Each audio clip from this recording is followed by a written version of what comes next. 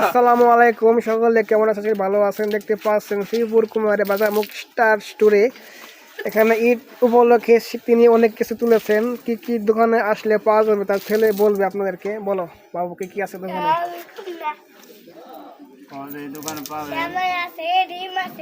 সময় আছে, ডিম আছে, সেভেন আছে, নুডলস আছে, এতে পাচ্ছেন অনেক কালেকশন। এখানকার ওনার দেখতে পাচ্ছেন, ওনারকে দেখতে পাচ্ছেন, মুক্তার হোসেনকে দেখতে পাচ্ছেন।